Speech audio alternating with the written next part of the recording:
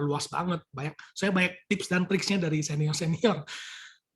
Oke, nah pertama tadi saya udah ngomong juga ya dari awal, fotokopi dan scan semua dokumen penting. Dokumen apa maksudnya? KTP, KK, akte meninggal, akte nikah. Itu teman-teman di fotokopi, di scan ya. Sekarang apalagi udah digital, teman-teman scan aja, masukin ke Google Drive, semua dikumpul jadi satu. Karena kita nggak tahu waktunya kapan, tapi pasti ya semua kita akan meninggal. Dan itu jadi udah ada dokumennya teman-teman. Ya karena itu semua kan kalau mau cari-cari lagi ribet, nggak tahu di mana ya.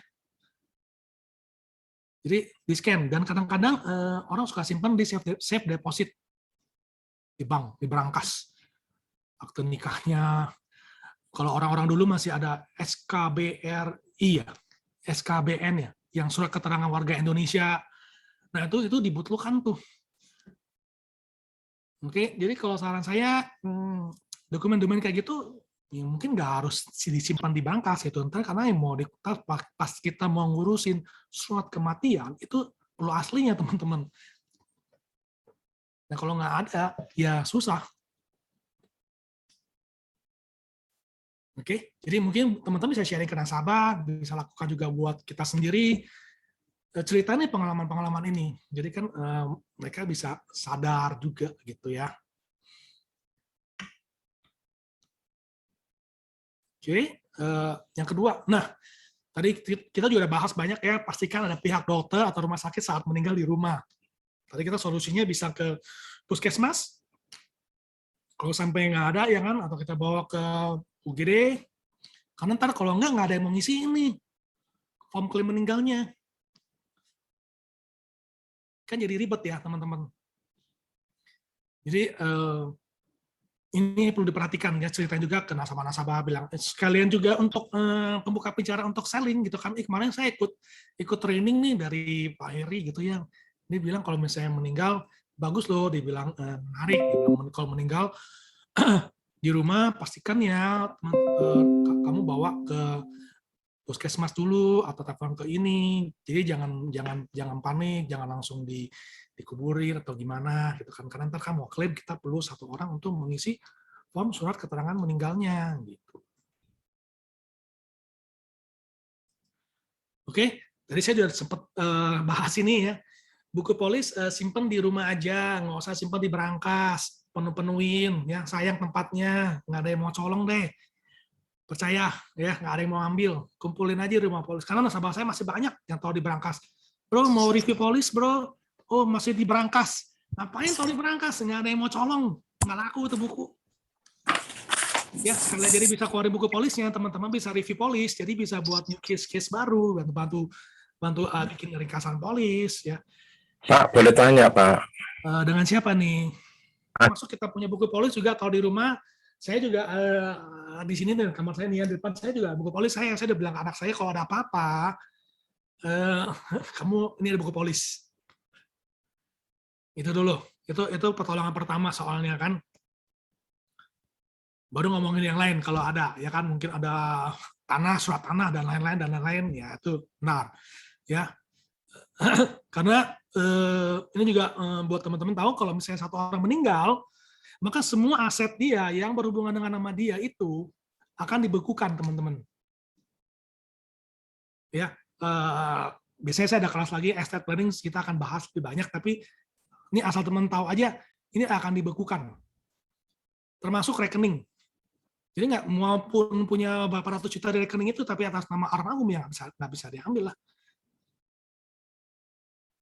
Kecuali ada caranya nih, saya kasih tahu. Kamu tahu PIN ATM-nya. Oke, dan saya juga sering bilang ke nasabah saya kalau memang ada meninggal, cepet tarik tuh duitnya. Kalau kamu tahu nomor ATM-nya. Kalau nggak kan akan nyangkut di situ. Nggak bisa ditarik. Oke. Saya bahkan di freeze sampai surat ini ya keluar ya, surat dari notaris ya. Surat keterangan warisnya. Surat keterangan waris. Oh. Okay. Ya. Dan surat keterangan waris kan proses teman-teman ya. Sebelum mendapatkan surat keterangan waris, mereka harus kurang lebih perlu waktu sebulan untuk mengecek apakah nih orang ada surat wasiat tidak. Mereka harus cek ke balai apa namanya, adalah itu notaris ya. Dan untuk melakukan surat keterangan waris, mereka perlu nunggu sebulan dari kematian si almarhum. Setelah meninggal sebulan, baru mereka bisa melakukan proses pengecekan. Setelah melakukan pengecekan, baru dikumpulin lagi tuh semua penerima manfaatnya. Kalau misalnya saya Chinese, jadi si pasangan dapat 50%, setengah lagi dibagi dengan anak-anaknya. Bayangkan kalau anaknya ada 3, dan 1 di Malaysia, 1 di Singapura, 1 di Indonesia.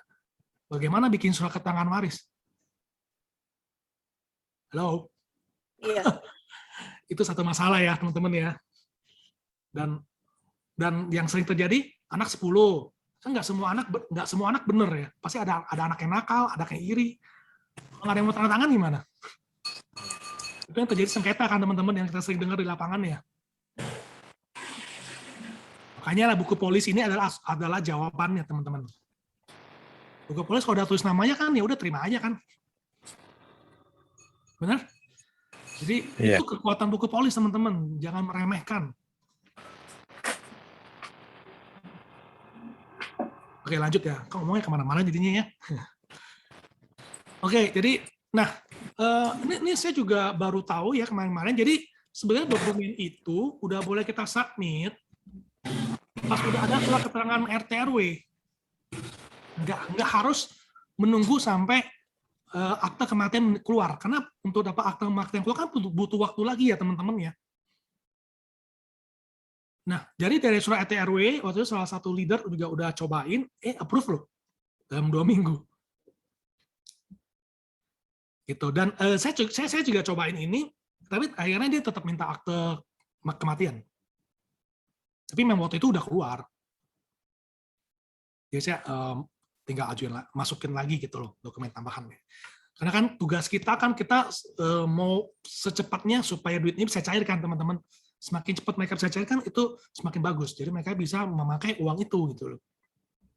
Untuk melanjutkan kehidupan mereka kan. Jadi sebenarnya udah ada RT RW, udah boleh kayak tadi siapa tadi William atau siapa ya, Pak Andre, ya ajuin dulu aja sampai dokumen aslinya datang gitu nggak apa-apa. Biar perlu tahu dulu, tek nih gue mau masukin ya, gue lagi mau klaim nih supaya perlunya tahu dulu.